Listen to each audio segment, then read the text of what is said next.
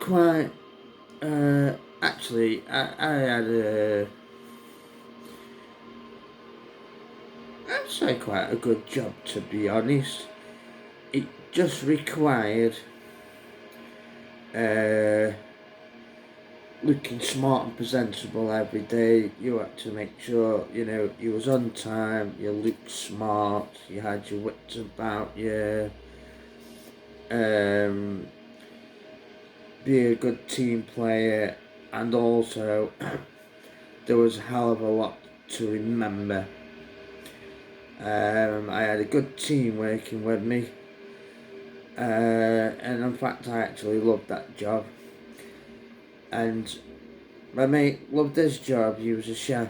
Now, he used to get up early in the morning, go and do breakfast, and then he'd finish, he'd come home, and then I'd get up, get ready, I'd go to work, and then when I came home from work, he was off out the door to do his evening shift.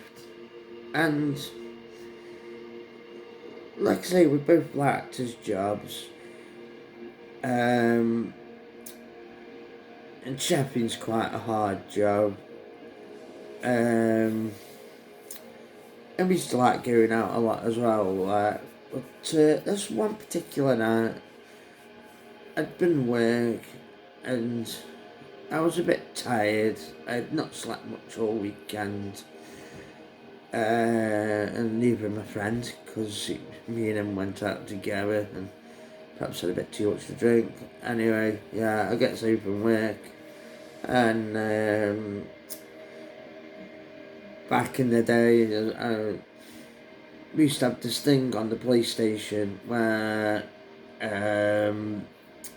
we designed this level, and I would set the fastest time, and then while I was at work, he'd go on it and he'd set the fastest time, and we had this thing going where we were always trying to beat each other, and basically we got to the point where we were perfect. We just could not.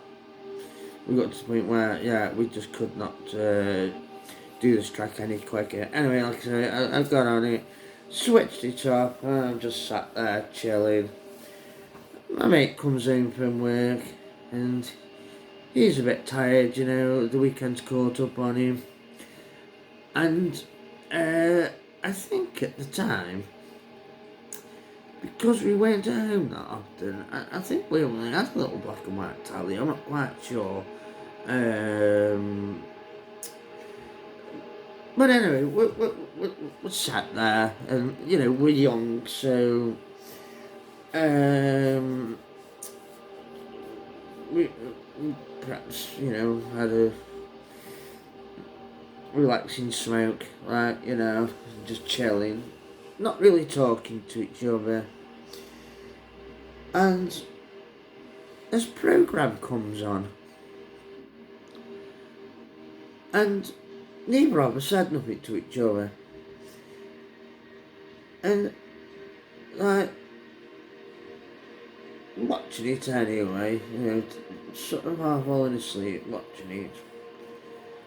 And then something happens, and it's like, that's a bit odd. And then it sort of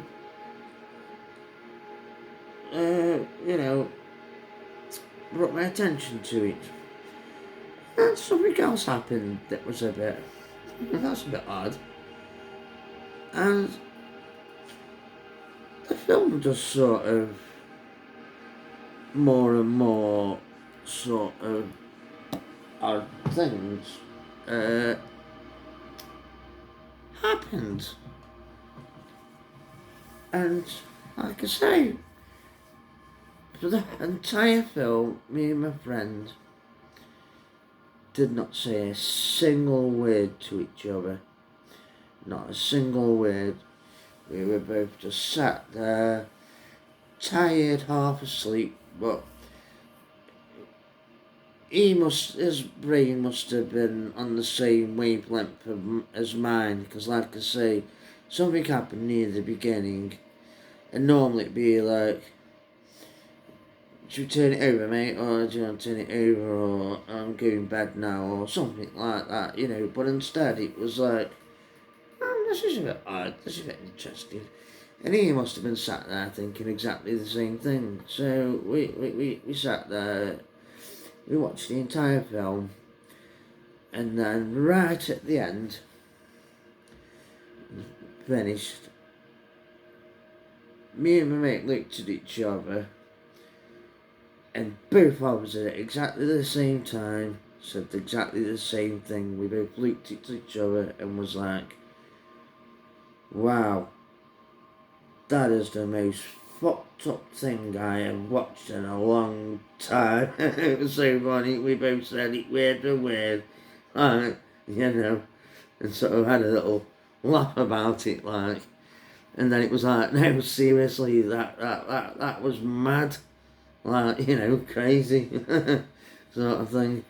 Anyway, the film in question, the Red Squirrel, or Ardilla Roja. I hope I'm saying that right. It's a Spanish film, released in 1993, and I do believe it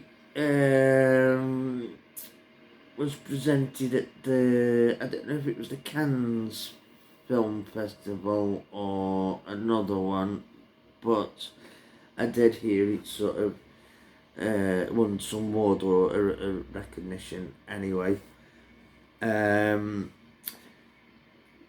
Basic plot is there's a guy, Jota, he's a failing musician and he's had enough of life, and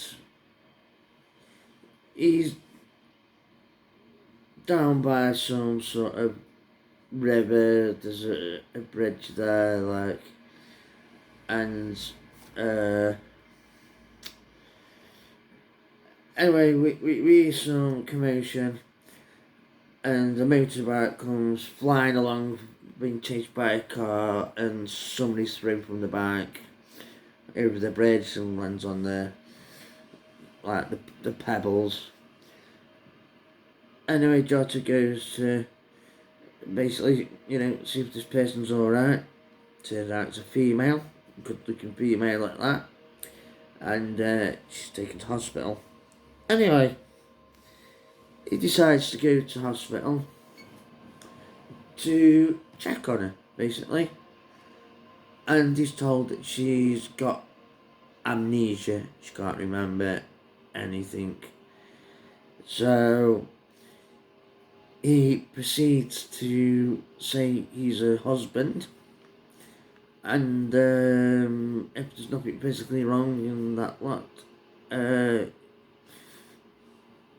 you know, basically takes her out, and you go off together on some sort of, I don't know, love road trip type thing.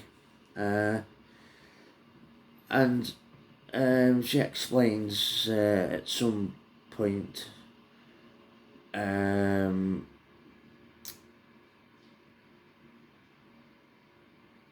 about this guy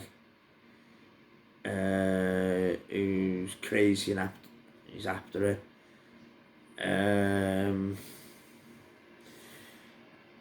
and that, so in one respect, like, she's still going along with the fact that they're husband and wife, but it's just about this crazy guy, like, and they get to this campsite for a bit, meet some people, and it's just bizarre, like, loads of, like, odd things happen for no reason. Like, you're watching it and you're like, oh, why is that? Like I say, and eventually, yeah, the psycho ex-boyfriend or whatever tracks him down. Some crazy funny stuff happens along the way. Yeah, it's really strange. And then basically, we get to the end of the film anyway, and she's back in hospital. And I aren't going to ruin it for you because you need to watch it, because, like I say, from beginning to end, the film's full of all these weird little things. And yeah, all it's about is, well, apart from the guy pretending that he's her husband and they're going along with it, she's, you could class as like kidnap or something. But anyway, we're having a great time. But then you get to the end of the film, and like I say, literally like the last 5 minutes, you get this twist, and it's like, whoa, and like I say, me and my friend who watched it with me, we had this twist right at the end as well. I mean, we enjoyed watching the film, but, just for the last 5 or so minutes when you get this twist and that, like I say, and then after that, we looked at each other and were like, whoa, that, yeah, crazy, yeah, and I think it's a definite must-see. People like independent films. I bet Chris Gore's probably seen it. I know he's big into his indie films and these ones that don't get, especially with it being a foreign film as well. I actually watched it on a black and white TV with subtitles, and like I say, I was totally engrossed, and it was well worth it just for that mad twist at the end. So, the Red Squirrel, also, and its Spanish name, La Ardilla Roja, which basically stands for the Red Squirrel in Spanish. There's another film that's got the same title called The Red Squirrel, which is a totally different film. So,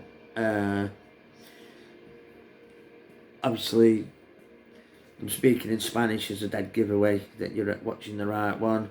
But highly recommended, like I say, crazy film. It's one of them where, if you're into this weird sort of abstract-y, arty stuff, you'll like it. Like I say, it's a bit of a nice story, and it's a love story in itself. And if you're one of them people who, like to get high and watch something that's gonna, blow their mind, also recommend it to you. Not that I recommend,